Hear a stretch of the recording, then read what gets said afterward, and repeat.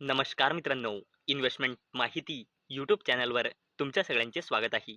तर मित्रांनो, आपण आजच्या व्हिडिओमध्ये या वीकच्या मोस्ट इम्पॉर्टंट अपडेट आणि मोस्ट इम्पॉर्टंट न्यूज बघणार आहोत. तर चला व्हिडिओ स्टार्ट करूया. तर सगळ्यात पहिले बोलूया पेट्रोनेट LNG लिमिटेड बद्दल.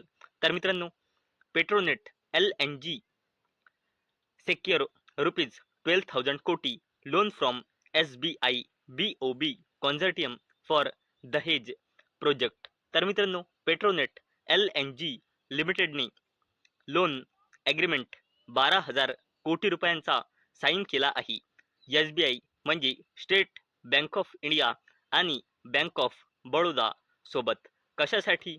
आपल्या दहेज प्रोपेन डिहायड्रोजनेशन अँड पॉलीप्रोपिलीन प्रोजेक्टसाठी आपल्या पेट्रोकेमिकल्स कॅपॅसिटी वाढवण्याकरिता. आणि याच अपडेटमुळे पेट्रोनेट LNG लिमिटेड ही कंपनी फोकसमध्ये आलेली आहे.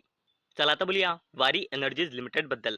तर मित्रांनो, वारी energies subsidiary commissions new 1.5 gigawatt solar module manufacturing capacity in Gujarat. तर चला अपडेटला डिटेलमध्ये समजून घेऊया. तर मित्रांनो, वारी एनर्जीज लिमिटेड या कंपनीच्या wholly owned subsidiary company Sangam solar one private लिमिटेडने गुजरातच्या समाखेअली टू कच्छ येथे नवीन 1.5 गिगावॅटचा solar module manufacturing capacity commission केली आहे. आणि याच अपडेटमुळे वारी एनर्जीज लिमिटेड ही कंपनी फोकसमध्ये आलेली आहे. चला आता बोलूया JSW ग्रुपच्या दिग्गज कंपनी JSW एनर्जी लिमिटेड बद्दल. तर मित्रांनो, JSW energy subsidiary sign PPA for 400 megawatt with Karnataka discoms. तर चला अपडेटला डिटेलमध्ये समजून घेऊया.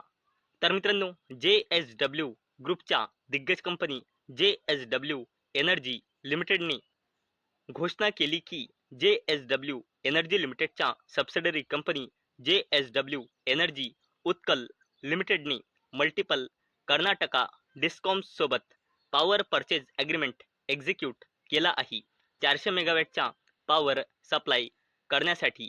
आणि याचा पिरियड आहे 25 इयर्सचा. आणि मित्रांनो, याच अपडेटमुळे JSW एनर्जी लिमिटेड ही कंपनी देखील फोकसमध्ये आलेली आहे. चला आता बोलूया NHPC लिमिटेड बद्दल. तर मित्रांनो, NHPC इन्व्हेस्ट रुपीज 98,107 कोटी to build 8,814 megawatt hydro power capacity by 2032. तर चला अपडेटला डिटेलमध्ये समजून घेऊया.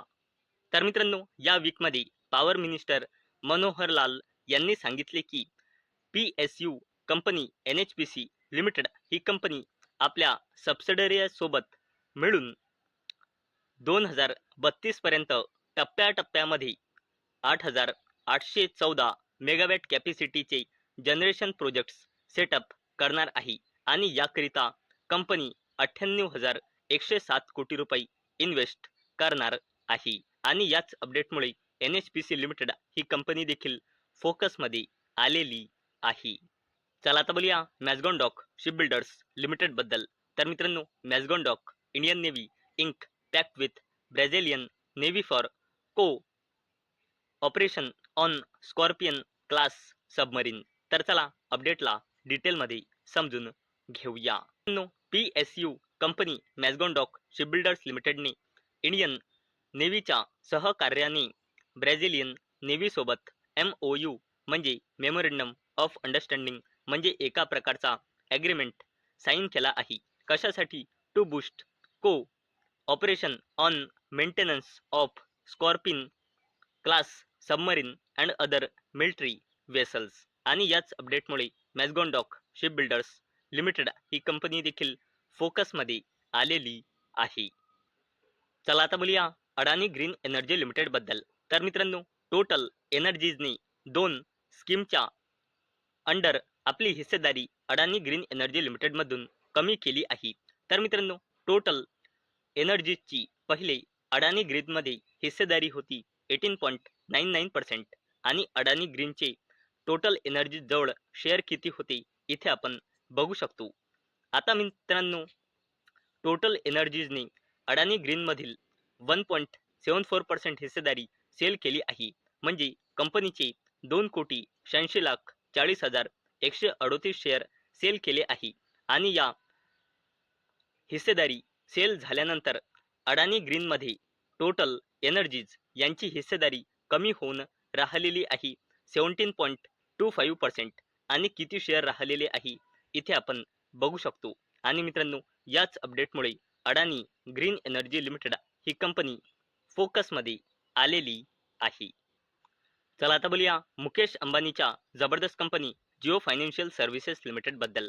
तर मित्रांनो, Jio financial and BlackRock pump ₹229 कोटी into their joint venture AMC business. तर चला अपडेटला डिटेलमध्ये समजून घेऊया. मित्रांनो, जिओ फायनान्शियल सर्व्हिसेस लिमिटेड आणि ब्लॅकरॉक यांनी दोघांनी पण प्रत्येकी 229 कोटी आपल्या joint venture company Jio financial asset मॅनेजमेंटमध्ये इन्फ्यूज म्हणजे इन्व्हेस्ट केले आहे.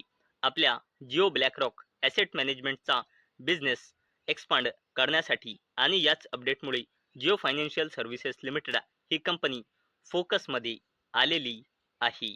चला आता बोलूया Adani ports and special economic zone limited बद्दल. तर मित्रांनो, LIC trims stake in Adani ports to 7.34% through market sale.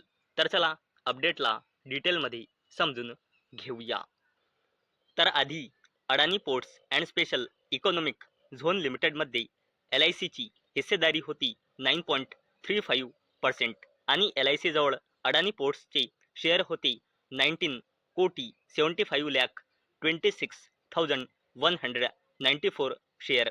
आणि आता LICने अडानी पोर्ट्सचे 3,89,04,223 शेअर सेल केले आहे. म्हणजे अडानी पोर्ट्समधील 2.007% हिस्सेदारी सेल केली आहे. आणि आता LICची अडानी पोर्ट्समध्ये हिस्सेदारी घसरून राहिलेली आहे 7.343%. आणि आता LIC जवळ अडानी पोर्ट्सचे शेअर राहिलेले आहे 15,86,21,971 शेअर. आणि ही सेलिंग झाली आहे 11 नोव्हेंबर 2022 आणि 10 डिसेंबर 2025 या पिरियडमध्ये. आणि याच अपडेटमुळे अडानी पोर्ट्स ही कंपनी फोकसमध्ये आलेली आहे. कंपनी आहे बजाज फिन्सर्व लिमिटेड. तर बजाज फिन्सर्व लिमिटेड या कंपनीने आपल्या 2 सबसिडरी कंपन्याचा नोव्हेंबर 2025 या महिन्याचा बिझनेसचा डेटा डिस्क्लोज केला आहे. तर पहिली कंपनी आहे बजाज जनरल इन्शुरन्स लिमिटेड. या कंपनीचा नोव्हेंबर 25 मध्ये gross direct premium under return आला आहे नोव्हेंबर 25 मध्ये 3,999.38 कोटी रुपये. आणि जेव्हापासून नवीन फायनान्शियल इयर 2026 सुरू झाला आहे तेव्हापासून नोव्हेंबर 25 पर्यंत आला आहे 17,463.85 कोटी रुपये. नेक्स्ट कंपनी आहे बजाज लाईफ इन्शुरन्स लिमिटेड. आणि या कंपनीचा टोटल न्यू बिझनेस इन्फॉर्मेशन आली आहे नोव्हेंबर 25 मध्ये 1,086.57 कोटी रुपये. आणि जेव्हापासून नवीन फायनान्शियल इयर सुरू झाला आहे तेव्हापासून नोव्हेंबर 25 पर्यंत आला आहे 8,500 कोटी रुपयांपेक्षाही जास्तीचा. आणि याच अपडेटमुळे बजाज फिन्सर्व लिमिटेड ही कंपनी देखील फोकसमध्ये आलेली आहे. तर मित्रांनो, मला अपेक्षा आहे आजचा आपला व्हिडिओ तुम्हाला इन्फॉर्मेटिव्ह वाटला असेल. तर मित्रांनो, जर तुम्हाला हा व्हिडिओ इन्फॉर्मेटिव्ह वाटला असेल तर या व्हिडिओला लाईक करा आणि चॅनलला सबस्क्राईब करा. आणि मित्रांनो, आजचा आपला व्हिडिओ फक्त आणि फक्त एज्युकेशन पर्पजसाठी बनवलेला आहे. माझ्याकडून काहीही रेकमेंडेशन नाही की तुम्ही या स्टॉक्सना बाय करा, सेल करा किंवा होल्ड करा. तर चला भेटूया नेक्स्ट व्हिडिओमध्ये. तोपर्यंत टाटा, बाय बाय.